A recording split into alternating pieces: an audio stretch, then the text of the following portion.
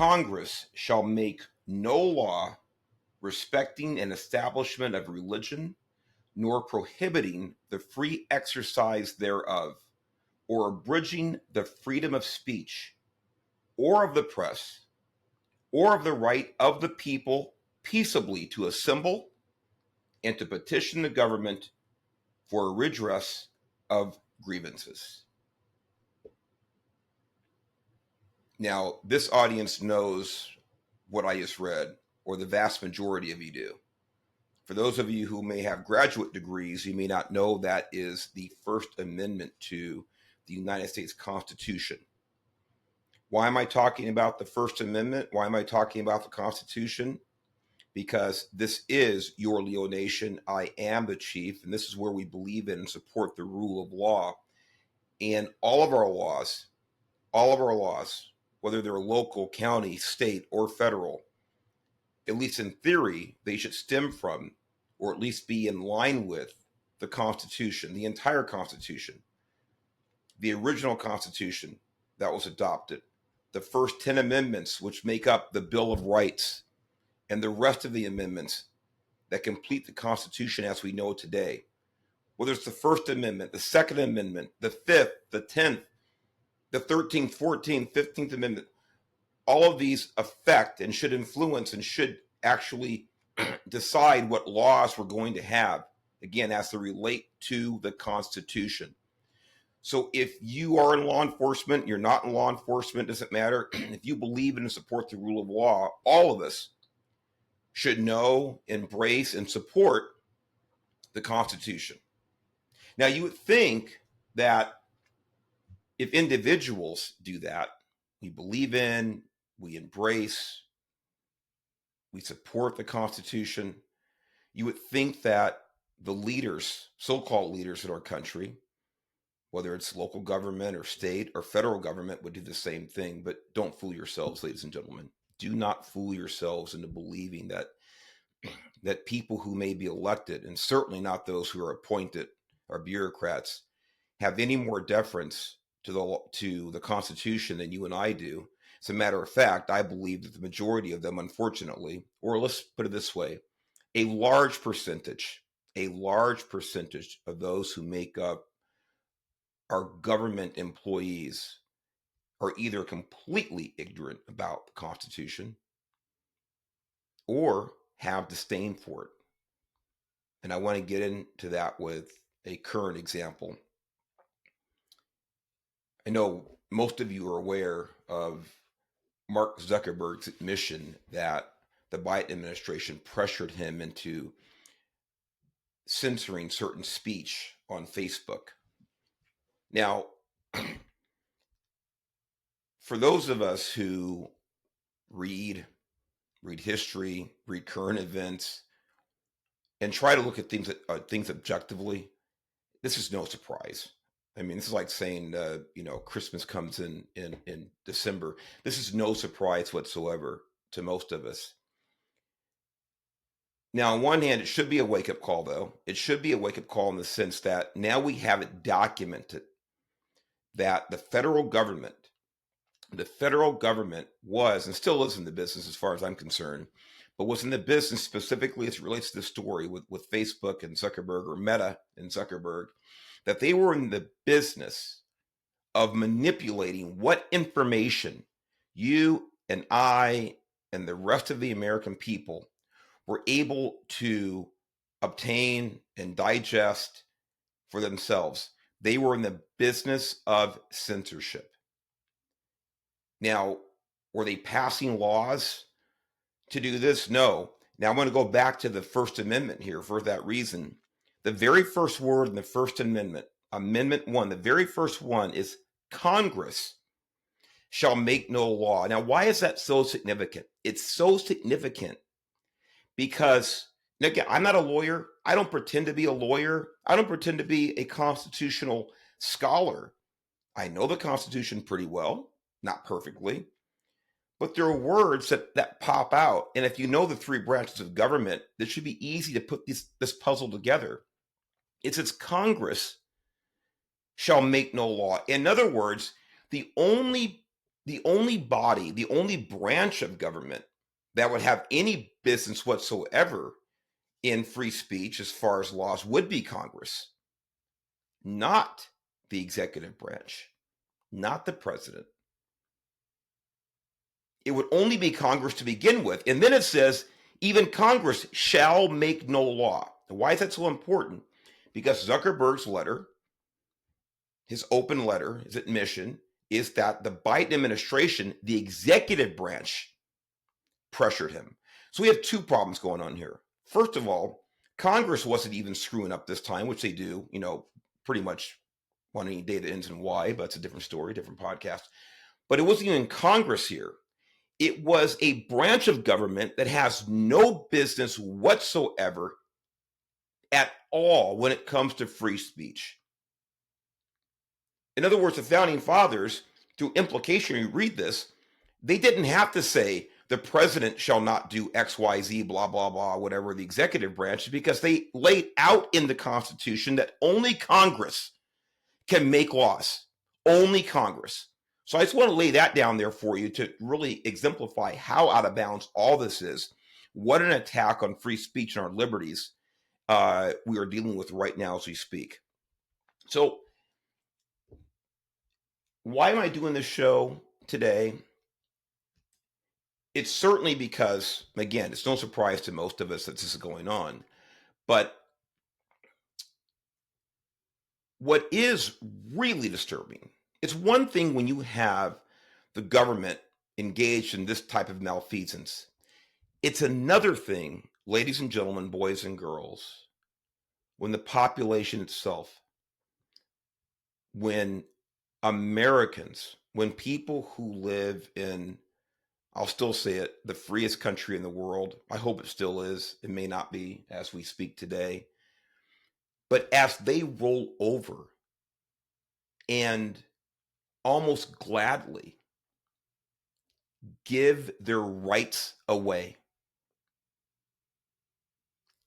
give their rights away to the experts, to the masterminds who know better, and tell you what you should say, what you shouldn't say, what you can say, what you can't say. By the way, what you should read, should not read, what you can read, what you can't when you can't read. When people give it away, when they agree to this, this is when tyranny truly takes over. When the masses, and I'm using that word in relation to communism and other forms of totalitarianism, when the masses go ahead and delegate all of their God-given authority to the masterminds, to the experts, to the decision makers, it's over, ladies and gentlemen. So this really hit home for me a couple of days ago. I saw a comment on Facebook. I'm not going to tell you who the person was, but I saw a comment on Facebook and I responded, and it kind of went into this the discussion about Zuckerberg. And I asked, is this a good thing? Well, I don't know what they think or what they believe, blah, blah, blah, blah. But are you aware that 1.2 million people died, during the epidemic and blah, blah, blah, blah, blah. And right away, I thought, this person does not give a damn. They didn't dispute what Zuckerberg said. And again, we're going to get to Zuckerberg too, because I don't trust this guy as far as I could throw him. That's not very far. But they didn't dispute the fact that Zuckerberg, wrote this letter and implicated the Biden administration in pressuring him, Meta, into censoring information.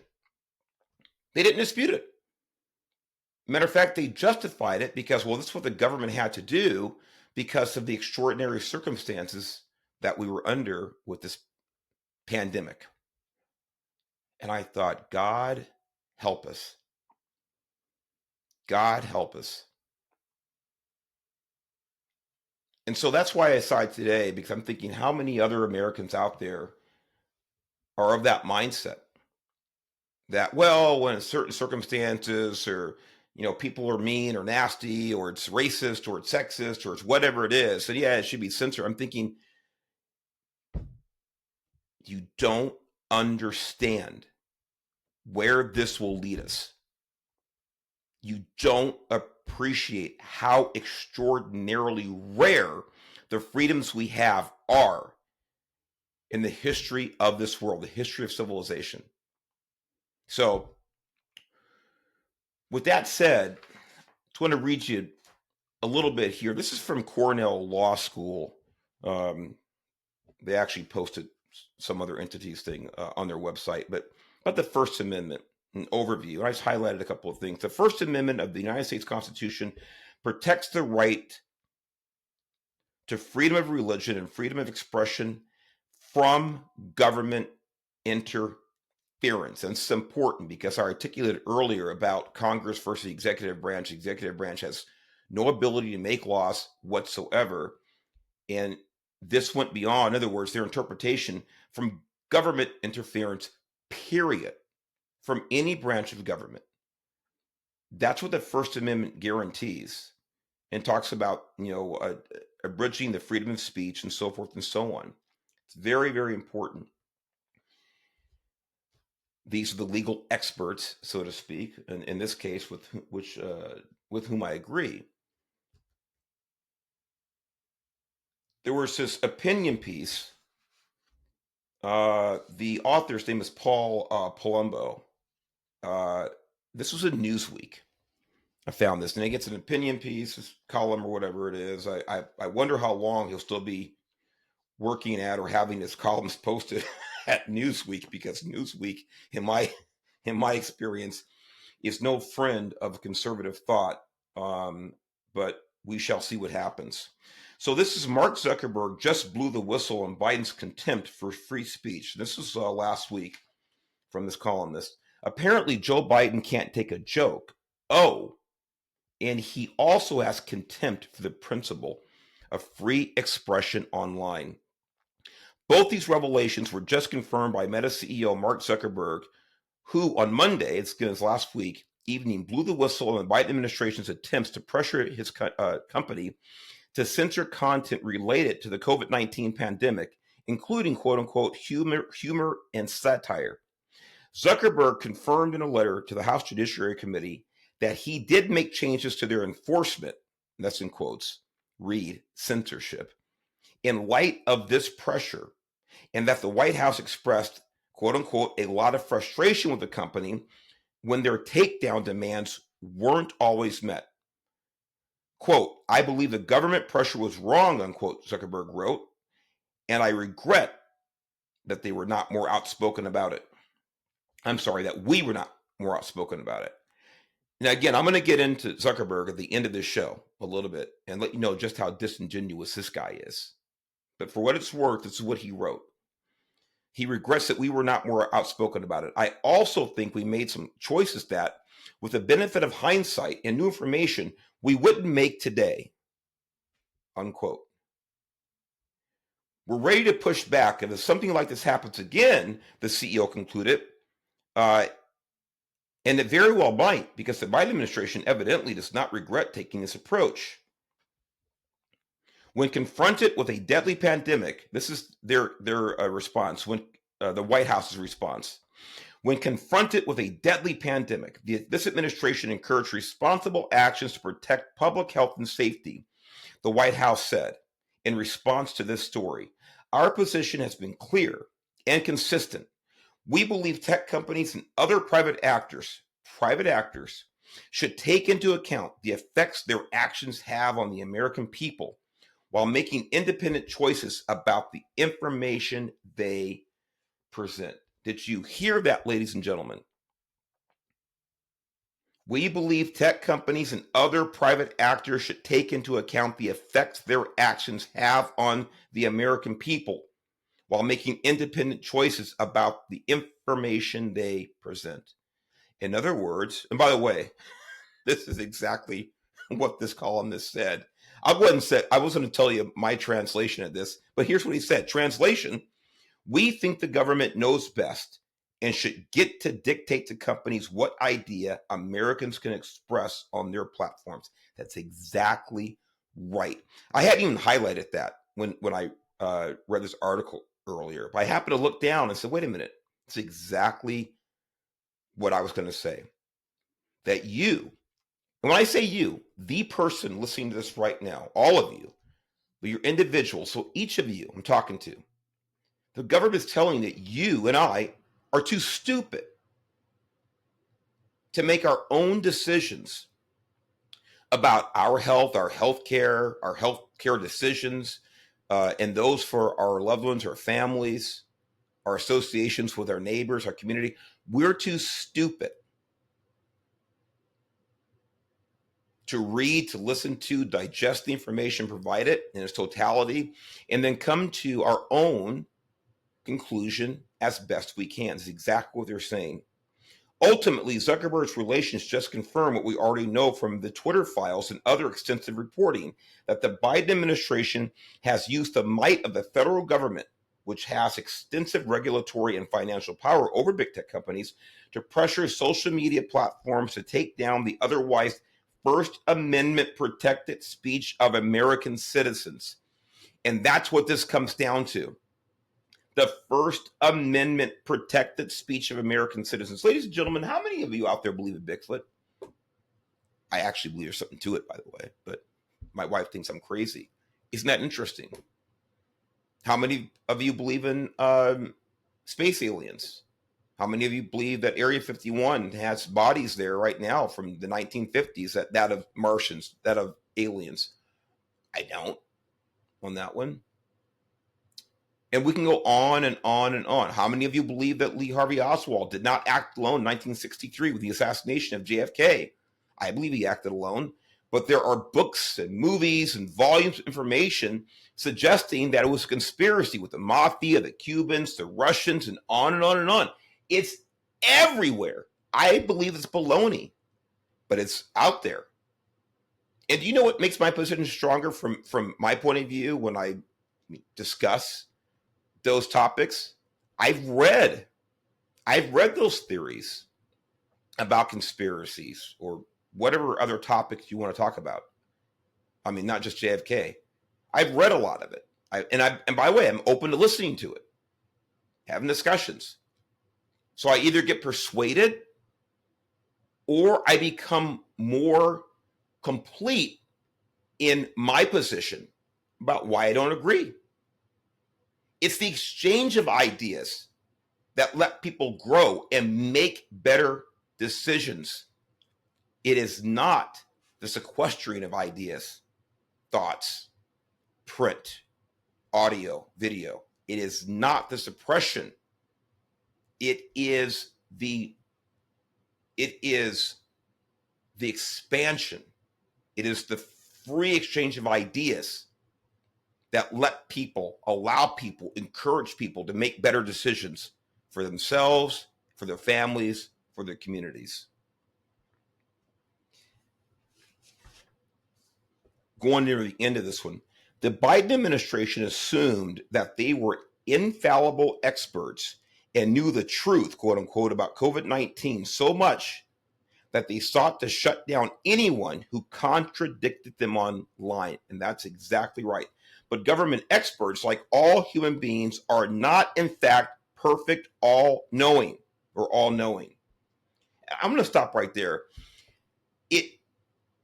I find it interesting, for lack of a stronger word, I find it interesting how people can send me a comment, which I send more comments. Send them. I love everybody. I love everyone's comments. I really enjoy the dissenters, the disagreeers even more, but I like them all. But why is it that people can disagree with me, but they think people who get elected and go to Washington, or they are appointed by people who get elected and go to Washington, D.C., are somehow brighter, more honest, more objective, more well-read, you name it. more capable of making commonsensical decisions. Why is that? Why is that? You can love her or hate her. AOC, she was a bartender. I don't know. By the way, I have no problem with that. But it doesn't tell me anything about her ability to make decisions. It tells me nothing about her intelligence level. It tells me nothing about her objectivity. Donald Trump being a billionaire. Now, again, he has a track record. You can love him or hate him, but you can make your assumptions and your assessments about Trump or about Biden or about anybody else based on their track record. But the fact that they are elected by itself tells me zero. It tells me nothing. But somehow, millions upon millions of American people put their faith in someone because they're elected, or even more frightening, because they are appointed. And they are in no way accountable to the people because they're a bureaucrat. It astounds me. I continue. For example, Meta, potentially due to federal government's pressure, originally censored people who claimed COVID might have originated in a lab, calling it a conspiracy theory. Now it's considered an entirely legitimate theory that even the FBI thinks is the most likely cause of the pandemic.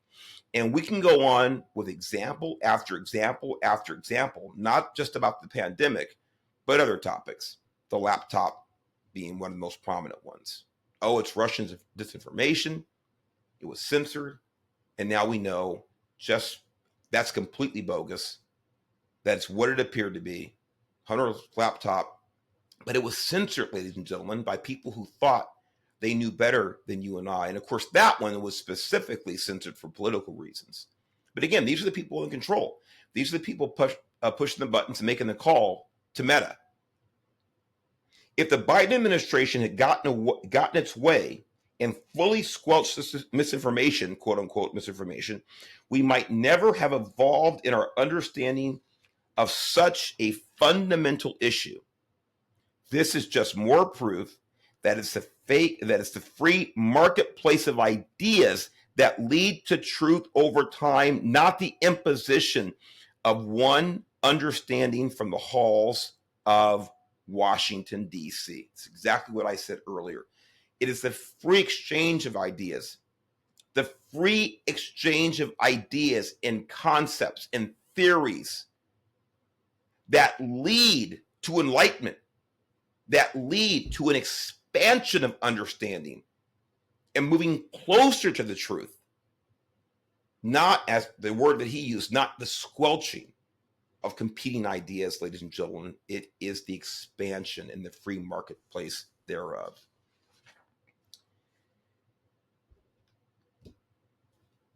Now, I wanted to give you at least two examples about this. Now, that's an example of specifically the government telling Meta.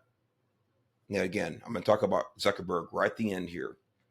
Before I get there, I'll give you a second one. So we have this example here. Zuckerberg admits it publicly, and the administration comes back saying, well, yeah, we did it, but we did it for your good.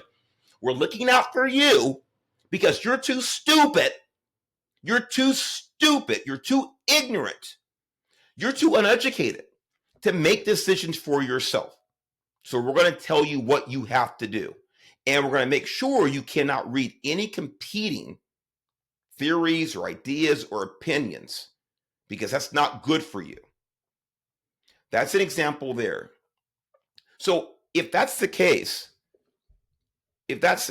where do we draw the line?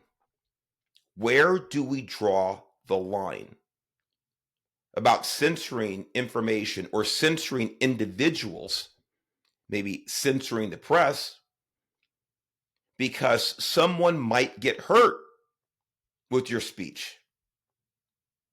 Somebody might get hurt. So we're going to stop you from doing XYZ, writing XYZ, saying XYZ, because somebody might get hurt. I'm not talking about a pandemic. I'm talking about individuals here. So with that, let me read this article. I had forgotten about this story. I was preparing for this show, so I'm scrolling around the internet. And it is uncensored enough that I was able to find some interesting things. And this is one of them here. I had forgotten about this story, but it refreshed my memory immediately when I saw it. Former Las Vegas official convicted in journalist murder. The highly unusual killing has raised fears about press freedom and the risks facing local journalists. This was a godsend to me, this article, because I'd already planned to say what I was going to say with the first article about Zuckerberg and talk about him. But I found this in the meantime, just by chance, and I thought, my God, this is amazing. So this is from August 28th of this year. A former county official was found guilty on Wednesday of murdering a longtime Las Vegas reporter who wrote articles critical of him. The highly unusual case has raised fears about press freedom in the United States, and in particular, risks facing local journalists.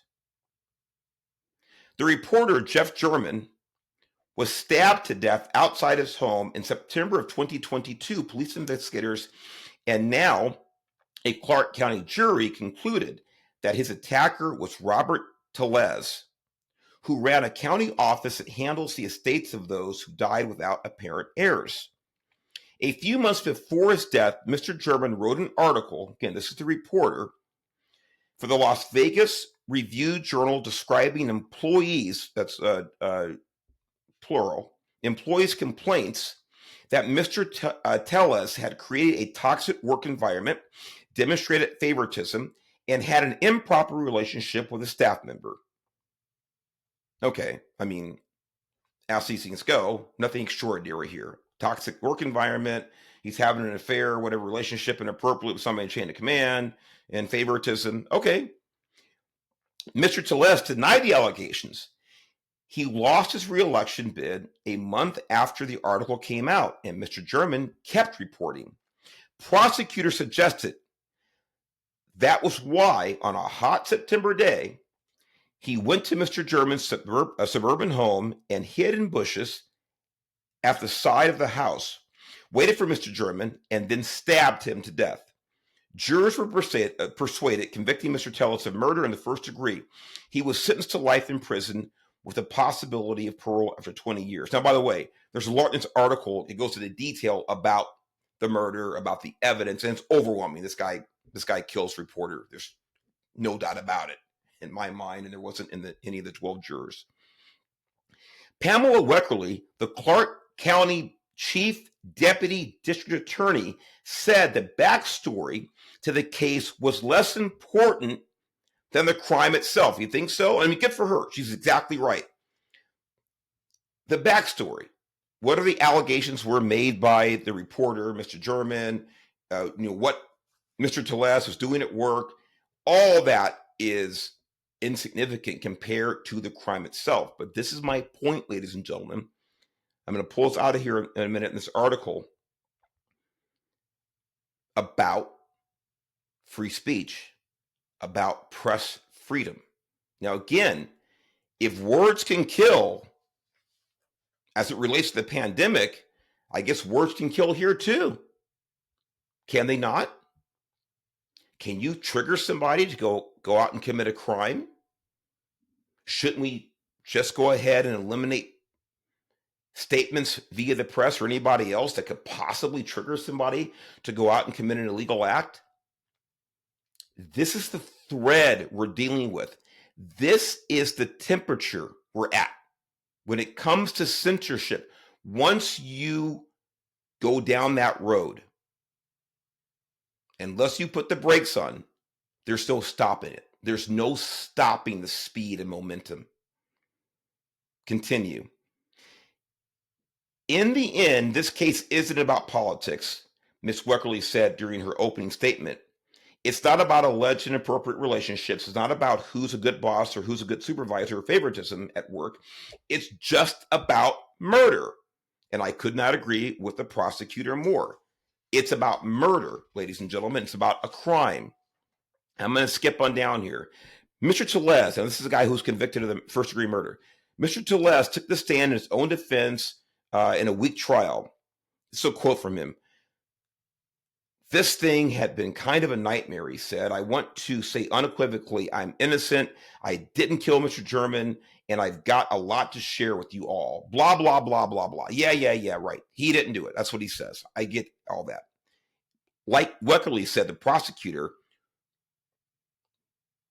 it doesn't matter the background, how we got here. It matters what crime was committed. Now, moving on down a little bit more in this article. Since 1992, the Committee to Protect Journalists has identified 15 media workers killed in the United States in relation to their work, including 5 people killed by a gunman who blasted into their newsroom in Annapolis, Maryland in 2018. Another case I'd forgotten about. You think about that. That's a mass murder. That's a mass murder by every definition. It's a mass shooting by every definition, FBI and everybody else. And that was apparently predicated by some journalist statements, some article. I can't remember exactly what it was, but by someone doing their job as a journalist. And someone wasn't happy about it, so that person decided to go out and murder 5 people. Shouldn't we censor the press to stop writing anything that might inflame someone to the point of murder or any number of other heinous crimes? And if they say no, why not? The Biden administration was looking out for us because we're too dumb, too stupid, too irresponsible to take care of ourselves. And there are other people out there who are too irresponsible to maintain themselves and to control their emotions and their actions and not go out and harm people, apparently. This is the problem. This is why the First Amendment is the First Amendment in the Bill of Rights.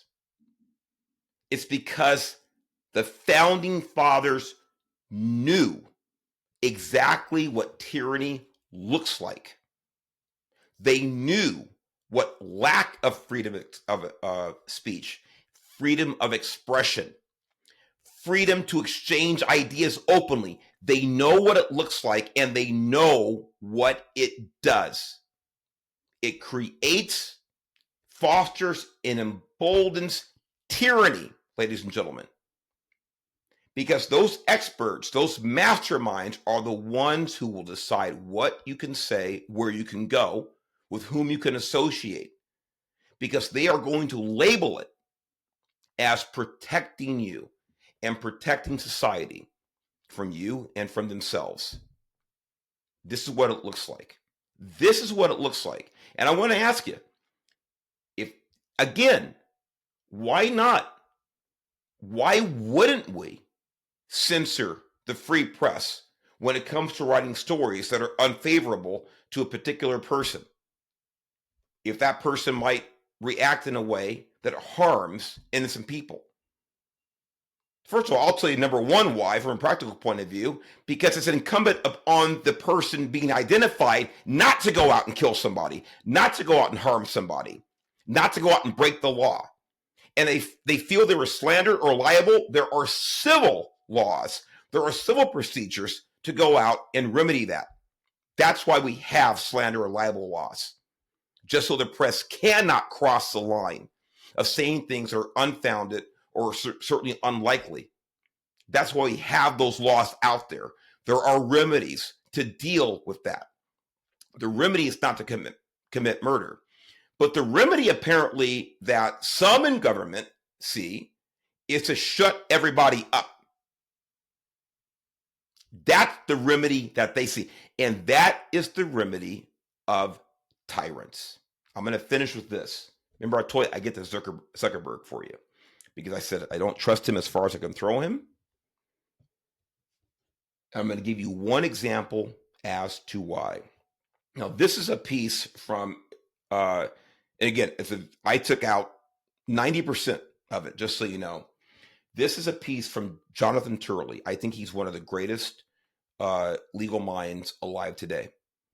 And Anthony, do me a favor, link up to the entire article, this entire column here from Jonathan Turley. I want you to read the entire thing for yourselves. I won't read it to you. I took out just a kind of a bullet point, 4 paragraphs here or so to read to you. Very important. And this is exemplify not only Zuckerberg's dishonesty in this letter that he wrote to the Judiciary Committee, but his general dishonesty about his involvement and his support of the censorship caper to begin with. So this is from Jonathan Turley. In 2021, Jonathan Turley, I wrote about the Facebook commercial campaign in which the company attempted to rally young people to embrace censorship. The commercials show people like Joe Sean, who says that he grew up with the internet. Joe Sean mocks how much computers have changed and then objects how privacy and censorship has not evolved as much as our technology. As Joe Sean calls for the quote unquote blending of the real world and the internet world, unquote, content moderation is presented as part of this not so brave new world. Joe Sean and his equally eager colleagues, Shava and Adam, were presented by Facebook as the shiny, happy faces of young people longing to be content modified. They were all born in 1996, the sweet spot for censors who saw young people as allies to reduce free speech. For years, young people have been taught that free speech is harmful and triggering. You might go out and kill somebody if you read the wrong thing. We are raising a generation of speech phobics, and Zuckerberg and Facebook wanted to tap into that generation to get people to stop fearing the censorship and love content modification. It was time, as Joe Sean and his friends told us, to change with our computers. Now, Zuckerberg and Meta want people to know that they were pressured, quote unquote, to censor and really regret their role in silencing opposing voices. You can rewind what I just said, and or read the entire article. We're going to post that so you can see it from Jonathan Turley. Brilliant, brilliant mind, legal mind. Ladies and gentlemen, boys and girls, we have freedoms articulated in the Constitution. We have the foundation of these freedoms in the Declaration of Independence. And those freedoms, as articulated in the Declaration, come from God. It's there. You may hate that. You may love that, but you can't deny it because it's there in black and white. It's there in black and white. You can deny it all you want to,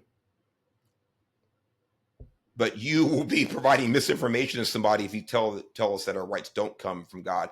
Listen, as articulated by the founding fathers, you may not believe that, but our founding fathers did.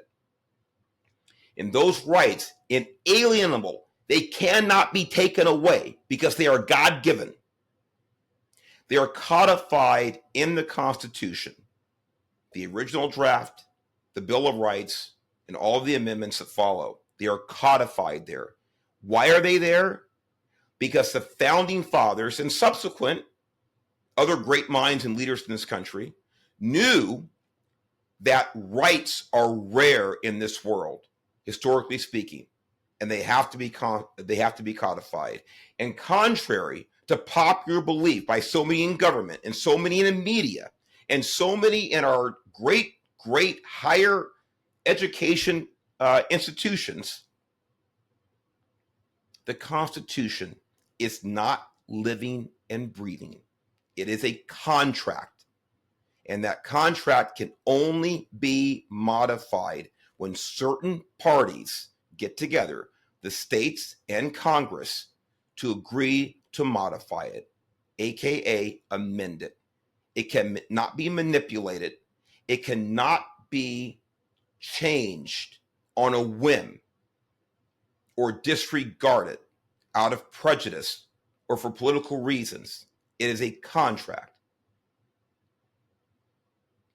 If you believe in the rule of law, ladies and gentlemen, get your little pocket constitution. Have it with you at all times. It's right there. Look at this. Does that look very thick? Look at that. I bet you even a professor from an Ivy League school could probably read this. That's how easy it is. I carry mine because this is the roadmap. It's our roadmap to our initial freedom from the tyrants under the king, and it's our roadmap to continued freedom. We have to know it. We have to support it. We have to defend it. For Your Little Nation, I'm the Chief Mark Garrett. God bless you. God bless America. If you want to help this show out, do something right now. Get on the phone, get on your text, whatever. How old am I? Get on the phone. It's a dial up. Talk to somebody right now. Tell them to go to Your Little Nation, YouTube, subscribe. Just do that right now. Subscribe. Subscribe anywhere you can find us, on any platform. But right now, I'm focused on YouTube. Go every place you can. Pick the phone up, call one person. Hey, do me a favor. Hey, this guy, check him out. But subscribe. That helps us get the word out. I'm doing my part to save this country, to defend this country I love so much. Do your part. Help me to help all of us. God bless you. We'll see you next time. Take care.